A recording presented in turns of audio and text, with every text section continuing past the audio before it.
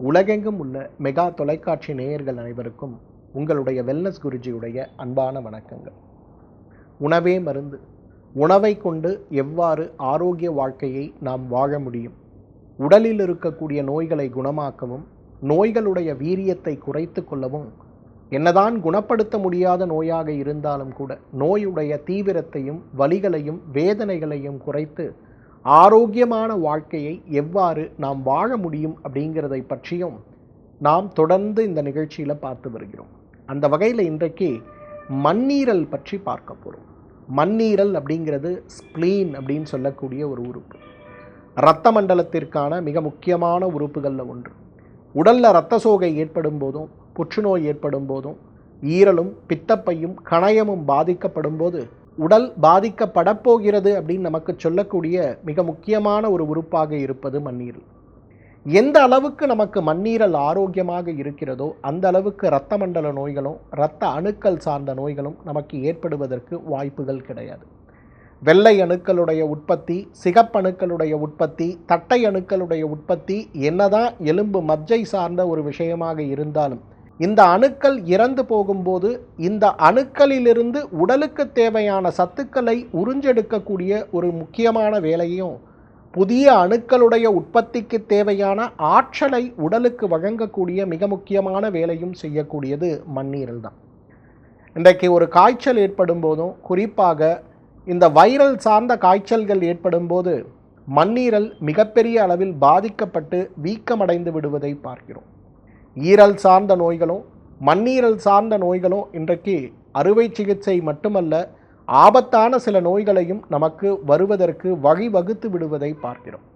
இந்த நோய்களை தடுக்க ஏற்கனவே மண்ணீரல் நோயினால் அவதிப்பட்டு கொண்டிருக்கிறோம் அப்படின்னா மண்ணீரல் ஆரோக்கியத்திற்காகவும் உடலுடைய அணுக்களுடைய உற்பத்தி ஆரோக்கியத்திற்காகவும் அதே நேரத்தில் மண்ணீரலில் ஏற்பட்டு இருக்கக்கூடிய வீக்கம், கட்டிகள் மற்றும் மற்ற சிரமங்களை மாற்றுவதற்கும் நாம் எடுத்துக்கொள்ள வேண்டிய முயற்சிகள் அப்படின்னு வரும்போது முதல்ல அது உணவு சார்ந்த முயற்சியாக, குறிப்பாக பழங்கள் சார்ந்த முயற்சியாக என்ன நாம் செய்யலாம் அப்படிங்கிறதை பற்றி தான் இன்றைக்கு உங்களோடு நான் பகிர்ந்து கொள்ளப் போகிறேன். மண்ணீரல்னு சொல்லக்கூடிய ஸ்ப்ளீன் அப்படின்னு சொல்லக்கூடிய இந்த உறுப்புடைய ஆரோக்கியத்திற்காக நாம் சாப்பிட வேண்டிய மிக முக்கியமான ஒரு பழம் எது தெரியுமா? பப்பாளி.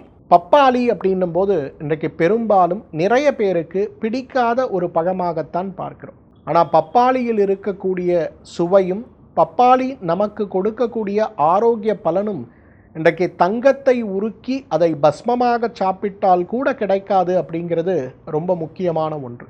இன்றைக்கு பப்பாளியை தினசரி ஒரு 50 கிராம் சாப்பிடுகின்ற ஒரு வழக்கத்தை குழந்தை பருவத்திலிருந்தே குழந்தைகளுக்கு நாம் கொடுக்க ஆரம்பிக்கும் போது அவர்களுடைய முதுமை பருவம் வரை நிறைய நோய்கள் ஏற்படுவதை நம்மால் தடுக்க முடியும். தினசரி தங்க பஸ்மத்தை நம்மால் சாப்பிட முடியுமா? இன்றைக்கு தங்கம் விற்கின்ற விலையில் முடியாது. ஆனால் அந்த தங்க பஸ்மம் சாப்பிட்டால் உடலில் கிடைக்கக்கூடிய பலனை, நல்ல ஆரோக்கிய பலனை பப்பாளியை கொண்டே நாம் அடைய முடியும் அப்படிங்கிறது தான் சித்தர்களுடைய வாக்கு. ஸோ அந்த வகையில் தினசரி ஒரு 50 கிராம் அளவுக்கு பப்பாளி பழத்தை சாறாக அல்ல பழமாக வாயிலிட்டு நன்றாக மென்று நம் உமிழ்நீரோடு அவை உணவாக நம் வயிற்றுக்குள் செல்லும்போது மிகப்பெரிய ஆரோக்கியத்தை நம் உடல் அடைவதை நாம் பார்க்க முடியும். பேரிச்சம்பழத்தை சாப்பிட்டா இரத்த உற்பத்தி நன்றாக இருக்கும், இது நம்ம எல்லாருக்கும் தெரியும். ஆனால் எப்படி இரத்த உற்பத்தி நன்றாக இருக்கும்? இரத்த சோகை நோய்க்கு எப்படி பேரீச்சை மிகச்சிறந்த மருந்தாக இருக்கிறது? அதில் இருக்கக்கூடிய அணுக்களினாலா? கிடையாது. பேரீச்சையை பொறுத்தவரையிலும் மண்ணீரலுக்கு சக்தி ஓட்டத்தை அளிக்கக்கூடிய மிகச்சிறந்த உணவுகளில் ஒன்று. பேரீச்சை நாம் சாப்பிடும்போது உடலில் இரத்த அணுக்கள் அனைத்தும் மண்ணீரலில் வந்து அவற்றுடைய கடைசி நேரங்கள் முடியும் போது அதில் இருக்கக்கூடிய சத்துக்கள் மீண்டும் மண்ணீரலால் உறிஞ்சப்படாத ஒரு நிலை ஏற்படும் போது தான் அணுக்களுடைய உற்பத்தியும் இரத்த சோகையும் நமக்கு ஏற்படக்கூடிய நோய்களாக நம்ம பார்க்கணும். பேரீச்சையை நாம் சாப்பிடும்போது மண்ணீரலுடைய பலம் அதிகமாகும் போது இறந்த அணுக்களிலிருந்து கிடைக்கக்கூடிய உடல் மீண்டும் உறிஞ்சி எடுத்துக்கொள்ள வேண்டிய சத்துக்கள் முறையாக எடுத்துக்கொள்ளப்படும் போது புதிய அணுக்களை உற்பத்தி செய்வதற்கான சத்துக்கள் அதிலிருந்தே நமக்கு பெரும்பகுதி கிடைக்கும்போது இரத்த சோகை சார்ந்த நோய்களும் வெள்ளை அணுக்கள் சார்ந்த நோய்களும் தட்டை அணுக்கள் பிளேட்ஸர் சார்ந்த நோய்களும் அற்ற ஒரு ஆரோக்கியமான வாழ்க்கையை வாழ முடியும். இனிமேல் யாராவது பேரிச்சம்பழத்தில் இருக்கக்கூடிய இரும்பு சத்து உங்களுக்கு ஆரோக்கியத்தை நல்குகிறது அப்படின்னு சொன்னால், இல்லை இல்லை, பேரீச்சை மண்ணீரலுக்கு சிறந்த உணவு, அது எனக்கு ஆரோக்கியத்தை நல்குகிறது அப்படிங்கிறத நீங்கள் சொல்லணும். மாதுளை இன்றைக்கு இதயத்திற்கு தேவையான பலத்தை அளித்து இதய நோயற்ற வாழ்க்கைக்கு நமக்கு உதவி செய்கின்ற மிகப்பெரிய அருமருந்து எது தெரியுமா? மாதுளை தான். இன்றைக்கு மாதுளை பழமும் பேரீச்சை போல தான். எல்லாருமே நினைக்கிறது மாதுளை இரத்த உற்பத்திக்கு மிகப்பெரிய அளவில் உதவி செய்கிறது. எவ்வாறு உதவி செய்கிறது? மண்ணீரலுடைய பலத்தை அதிகரிப்பதன் காரணமாக இரத்த உற்பத்தியை தூண்டுவதற்கு இது மிகப்பெரிய அளவில் உதவி செய்கிறது.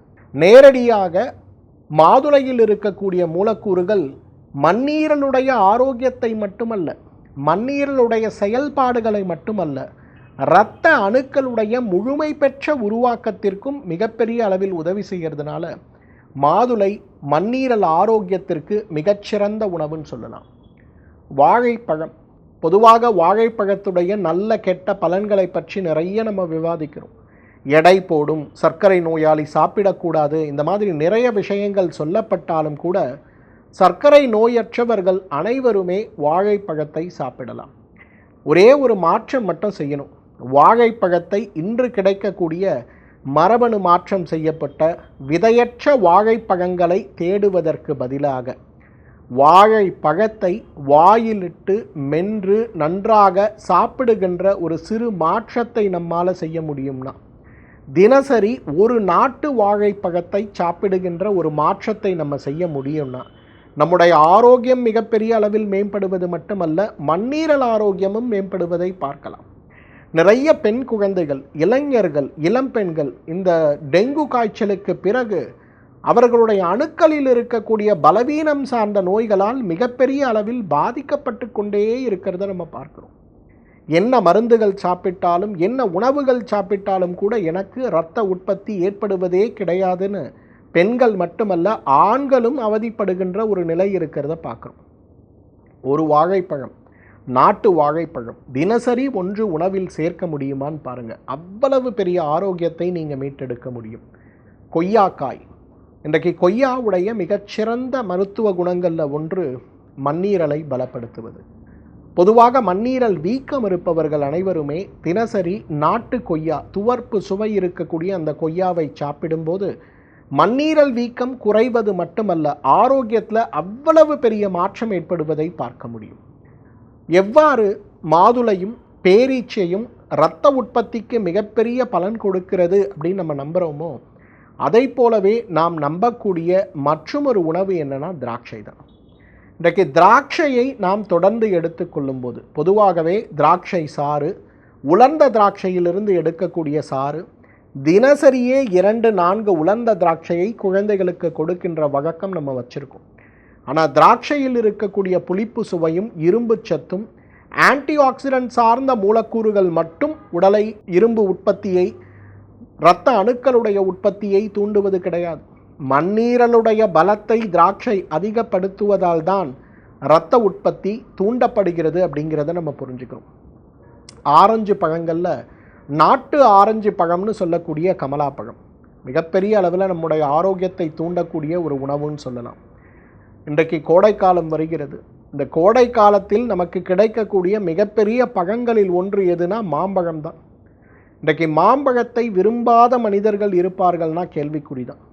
என்னதான் சர்க்கரை நோயாளிகளுக்கும் மிகப்பெரிய எதிரியாக மாம்பழத்தை நாம் பார்த்தாலும் கூட இன்றைக்கு மாம்பழம் மிகப்பெரிய அளவில் உடலுடைய ஆரோக்கியத்தை மேம்படுத்தக்கூடிய அருமருந்து அப்படிங்கிறத நம்ம புரிஞ்சுக்கணும். இன்றைக்கு மண்ணீரல் சார்ந்த நோயாளிகளும் ஈரல் சார்ந்த நோயாளிகளும் தொடர்ந்து மாம்பழத்தை எடுத்துக்கொள்ளும் போது அவர்களுடைய ஆரோக்கியம் மேம்படுவது மட்டுமல்ல, மண்ணீரல் சார்ந்த வீக்கமோ, மண்ணீரலில் ஏற்படுகின்ற சிரமங்களோ, அழற்சிகளோ, சிலருக்கெல்லாம் பார்த்திங்கன்னா மண்ணீரல் மிகப்பெரிய அளவில் வீங்கி போய் ஏற்படுகின்ற நிறைய நோய்கள் ஏற்படுவதை பார்க்கிறோம். இது சார்ந்த நோய்களும் மிகப்பெரிய அளவில் குறைந்து போய் மறைந்து போய் விடுவதையும் நாம் பார்க்க முடியும். சீதாப்பழம், இன்றைக்கு நம்முடைய நாட்டு சீதாப்பழம்னு சொல்லக்கூடிய பழம் அவ்வளவு சுவை மிகுந்த ஒரு பழம். பொதுவாக இந்த இளவேநீர் காலம்னு சொல்லக்கூடிய இந்த ஸ்ப்ரிங் சீசனில் மிக அதிகமாக கிடைக்கக்கூடிய ஒரு பழம். இன்றைக்கு அந்த பழம் மண்ணீரலுக்கான மிகச்சிறந்த ஒரு உணவு. ஈரல் புற்றுநோய்க்கும், மண்ணீரல் புற்றுநோய்க்கும், கணைய புற்றுநோய்க்கும், பித்தப்பையில் ஏற்படுகின்ற புற்றுநோய்க்கும் கூட தீர்வளிக்கக்கூடிய ஒரு மருந்தாக சீதாப்பழம் இருக்கிறது அப்படிங்கிறது நிரூபிக்கப்பட்ட ஒரு உண்மையாக இருக்கிறத நம்ம பார்க்கணும். 10 வகையான பழங்களை நம்ம பார்த்தோம். சுலபமாக கிடைக்கக்கூடிய கொய்யாக்காய், பப்பாளி பழம் முதல் நாட்டுப்பழமாக இருக்கக்கூடிய சீதாப்பழம் வரை இன்றைக்கு மண்ணீரல் ஆரோக்கியத்திற்கான மிகச்சிறந்த பழங்கள் அப்படிங்கிறத நம்ம புரிந்து இந்த பழங்களை தினசரி ஒன்று குழந்தைகள் முதல் வயதானவர்கள் வரை நம்ம வீட்டில் இருப்பவர்கள் அவர்களுடைய உடலில் இருக்கக்கூடிய நோய்த்தன்மையை பொறுத்து முறையான மருத்துவ ஆலோசனையோடு, ஏன்னா சர்க்கரை நோயாளிகள் இனிப்பு மிகுந்த பழங்களை சாப்பிடுவதை தவிர்க்க வேண்டும் அப்படிங்கிறத புரிந்து இந்த பழங்களை உணவாக சாப்பிடுகின்ற ஒரு வழக்கத்தை குழந்தைகள் முதல் வயதானவர்கள் வரை தொடர்ந்து செய்து வந்தாலே மண்ணீரல் நோய்களற்ற ஒரு ஆரோக்கியமான வாழ்க்கையை ஆயுள் முழுவதும் நம்மால் வாழ முடியும். மீண்டும் மற்றுமொரு ஆரோக்கிய குறிப்போடு உங்களை சந்திக்கிறேன். அதுவரை உங்களிடமிருந்து விடைபெறுவது உங்களுடைய வெல்னஸ் குருஜி. நன்றி, வணக்கம்.